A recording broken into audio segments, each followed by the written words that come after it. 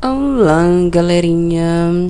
Olha só, vamos falar agora sobre a amostragem de organismos bentônicos ou de comunidade bentônica. Tá, o que seria a comunidade bentônica? Bentos são organismos ou organismos bentônicos que vão viver no assoalho de um ambiente aquático, seja ele de água doce ou de água salgada. Então, quando eu falo assoalho, você entenda assim, tipo o chão do mar, o chão do rio, o chão de uma lagoa, tá? Só que a gente vai usar agora o termo, nós como técnicos em meio ambiente, usamos o termo agora assoalho. A gente não vai usar o termo chão, tá? Porque tecnicamente é mais bonitinho. Então, para eu amostrar a comunidade bentônica, a metodologia que eu vou utilizar de amostragem varia conforme o objetivo de estudo. Conforme o objetivo de estudo, eu posso pegar esses organismos que vivem no assoalho usando os pegadores que pegam sedimento de fundo, porque tem organismos que vivem no meio do sedimento de fundo. Dependendo do tipo de organismo que eu for amostrar, eu posso utilizar uma draga, ou eu posso apenas observar a presença ou a ausência desses organismos usando delimitadores como quadrado ou outros tipos de delimitadores. Não vou me aprofundar nesse assunto aqui, tá?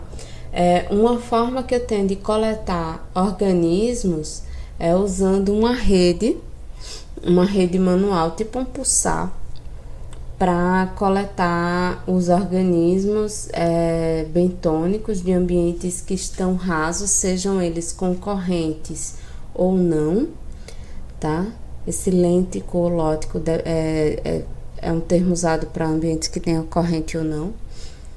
E aí essa rede, com ela é possível capturar esses organismos. Quando aqui tem escrito coleta qualitativa ou semi-quantitativa, quer dizer que eu posso pegar organismos diferentes usando a rede, posso coletar espécies diferentes, e eu posso ter uma quantidade de organismos que represente a região também, porque essa abertura dessa rede manual, ela é uma abertura no tamanho conhecido, então eu sei quanto que essa rede varreu o ambiente, varreu entre aspas, o ambiente para coletar esses organismos.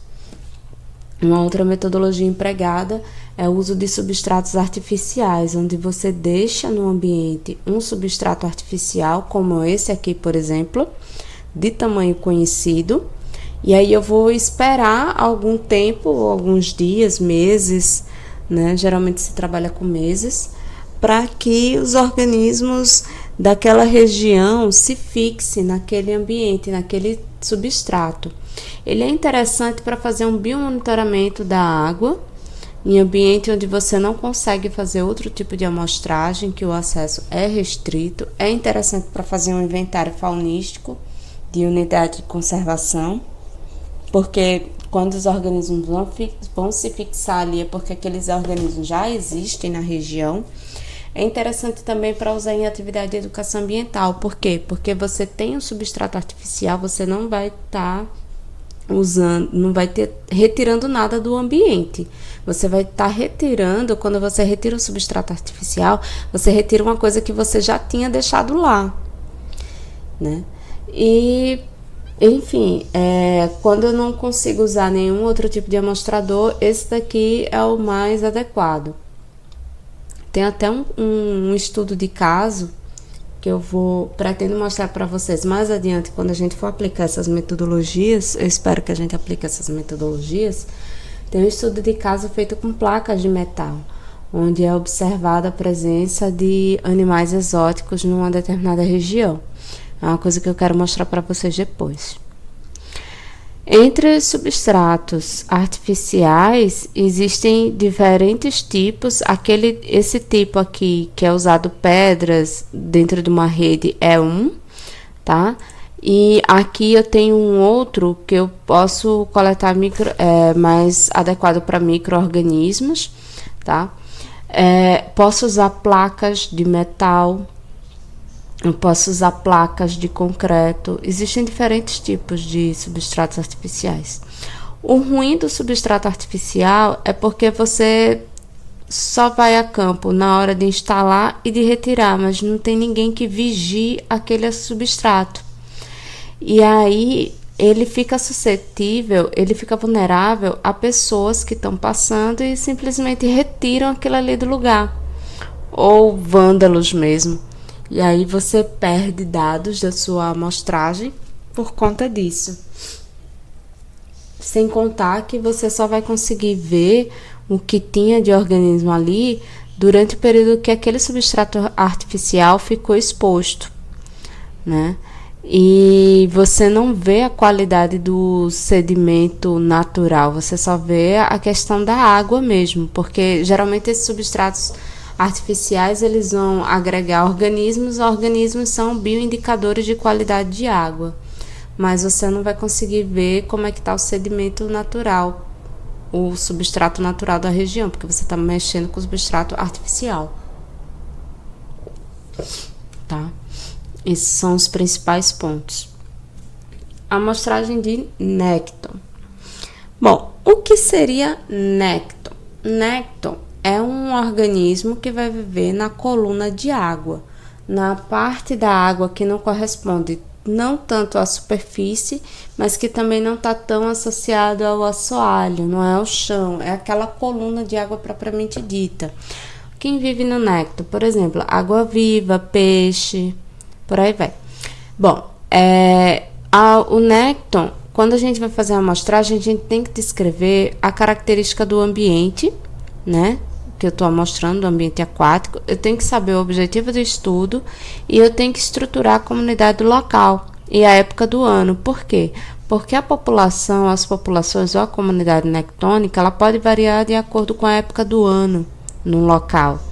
E ela pode variar de acordo com a comunidade do local.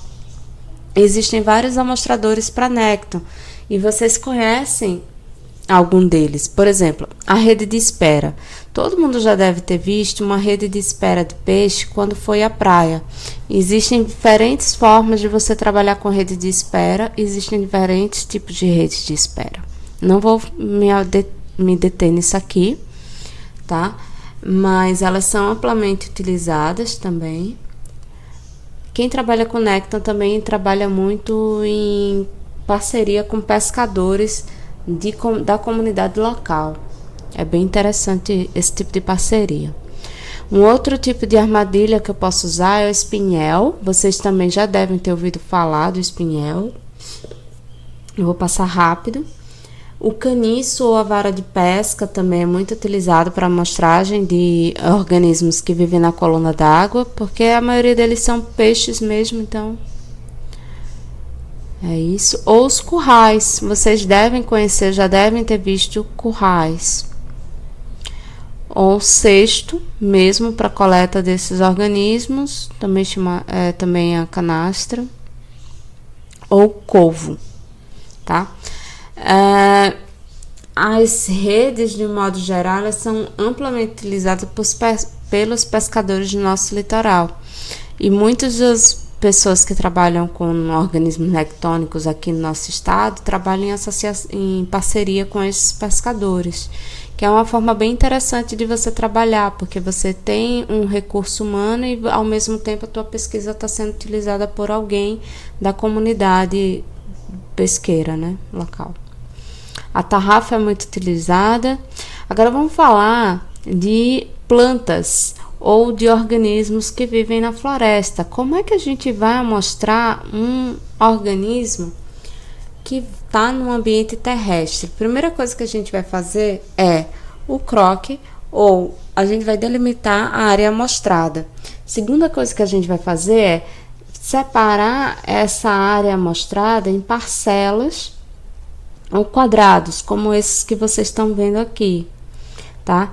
E aí a gente vai escolher, quem for trabalhar numa área de floresta, escolhe quais quadrados serão amostrados. Essa escolha pode ser feita de forma aleatória, que represente um todo, ou escolher conforme a distribuição, a geografia local, distribuição da floresta local. E aí, sempre quando eu estou caminhando numa amostragem de plantas, numa floresta, estou caminhando na floresta dentro de uma parcela, eu devo medir as espécies que estão sendo estudadas, a sua circunferência, estimar a altura, existem equipamentos para estimar a altura de árvores, tá? E identificar aquela árvore ou aquela planta. Quando eu não consigo identificar aquela árvore, aquela planta, é interessante que eu colete um galho que tenha folha e flor ou folha e fruto, tá? Sabendo que o fruto ele vem depois da flor, é um pouco difícil bastante difícil para a maioria das espécies você ter flor e fruto no mesmo galho. É muito interessante que tenha-se a identificação adequada da espécie. E é interessante que mesmo que você saiba qual é a espécie, é interessante que você observe se a espécie está em floração ou se ela tem fruto. A próxima coisa que a gente vai ver aqui é sobre a coleta de animais de uma floresta. A metodologia de amostragem de animais numa floresta varia muito conforme o grupo de animal que a gente está capturando. Por exemplo, animais que voam, tipo morcegos e pássaros, são utilizados redes. Animais que costumam rastejar são utilizados armadilhas de solo, por exemplo. Já ajudei pessoal que trabalha com anuro a fazer coleta. Anuro, que eu quero dizer sapo, tá? Aí, pessoal, quando queria capturar sapo, fazia uma armadilha de queda, cavando um buraco e deixando dentro daquele buraco um balde e aquele balde disfarçado, como temos aqui algo parecido, tá? Que aí o animal, quando tá caminhando felizinho ali pela floresta, ele cai na armadilha e aí depois a galera que tá trabalhando com esses animais pegam o bicho para medir, para fazer o que precisa ser feito, tipo extrair um pouco de sangue, algum material para DNA, o que seja, para depois liberar o animal e, se necessário, levar o animal para laboratório para fazer algum outro tipo de estudo. Isso é comum com sapo, com animais que rastejam de forma geral. Inseto também é feita essa armadilha de queda, mas geralmente para inseto é utilizado uma isca, tá? Então, a forma como você vai mostrar esse animal depende muito de qual é o habitat, qual é o nicho desse animal, onde é que ele costuma ser encontrado. Por exemplo, lembro que tinha um pessoal que trabalhava com bicho que normalmente era encontrado dentro das bromélias, então eles tinham que destraçalhar todinha uma bromélia para ver se encontrava o bicho deles. Então, depende muito do bicho que você está trabalhando ou que você vai amostrar. Por hoje é só. Vou passar uma atividade bem massinha para vocês lá no Momento Síncrono. Então, a atividade de hoje vai ser resumida, né? Além do exercício que eu vou deixar, mas tem no Momento Síncrono uma outra atividade que eu vou deixar para vocês, tá? Um cheiro, obrigado por ter visto até aqui.